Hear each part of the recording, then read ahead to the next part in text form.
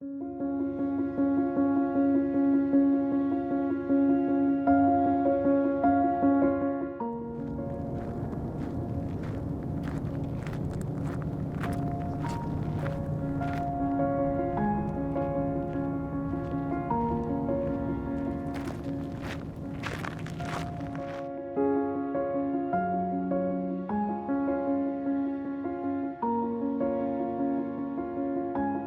a lot of people who think that, meditation is the same as prayer, but I think they're a little bit different.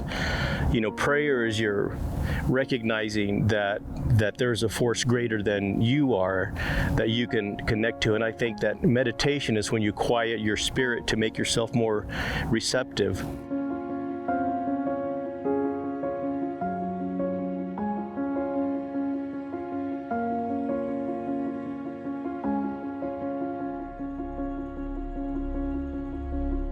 Music kind of bypasses our thinking brain, and it goes to an ancient part of our brain that it's like it goes right into your soul, right into your spirit, right into your DNA even.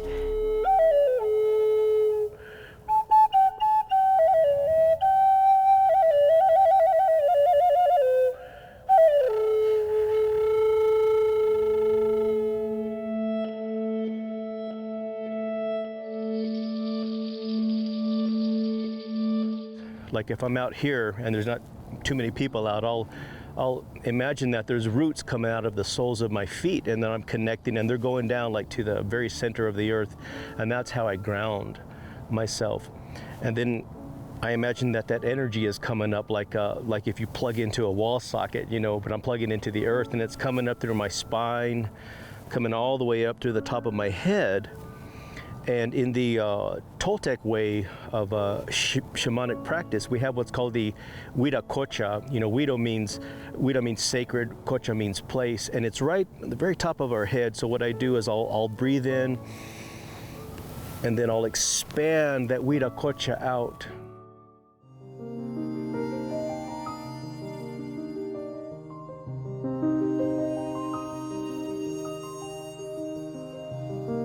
I think spirituality, I've come to understand it as the belief that there's something larger than myself that's at work. Not necessarily making things happen, kind of that I'm in partnership with. And so for me, spirituality is that there's something greater than me that I can, that's like helping me.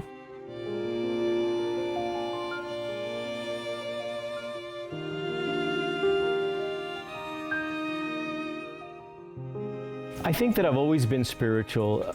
My mother told me, she said, Randy, you were born an adult. You were born a grown-up. She said, I didn't really know what I was supposed to do with you, and so I think I've always had a sense that there's other dimensions that are around us. Whenever I was a really young boy, I used to see beings everywhere all the time, and I would tell my parents, and they kind of thought that I was just trying to make stuff up.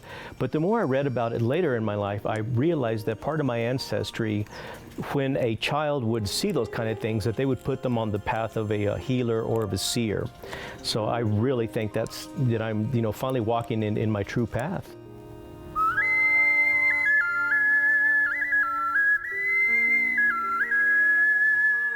There's so many stories about playing at hospice or playing for people when I really feel like some good healing has happened through music. One in particular that I remember is, I think it was like 2011 probably, and it was Christmas time. I had a recent loss that spring, and so I was still in grief, and I was kind of feeling down, the holiday blues, I guess. I thought, well, what's a better way to help get out of this than go play for people at hospice? I was playing my flute in the hallway there, and this little boy just comes up. I don't know how old he was, and he says, "Excuse me, mister, how much will you charge to play for my grandmother?" And I said, "Oh, how much do you have?" So he opens his hand and he has a quarter, and I said, "That's perfect."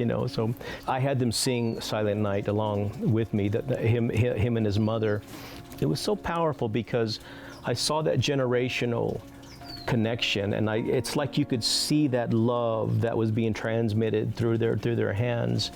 And so I played for them, and then I just quietly said, Thank you for letting me play. And as a professional, you really want to keep it together. But when I got into my car, I just lost it. And so my own grief was finally able to be expressed and to come out too. So by helping them, I helped myself too. And I think that's what being an artist, being a musician, being a storyteller, being a filmmaker, being a writer, you know that through helping others, you're helping yourself too.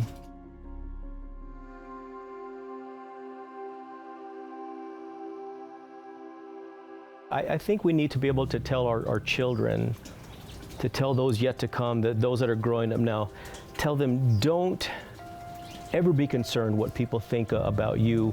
Don't ever let someone else tell your own story. If you're not true to yourself, then you're going to be telling someone else's story. So just always do what you feel inspired, do what you intuitively think that you need to be doing as an artist.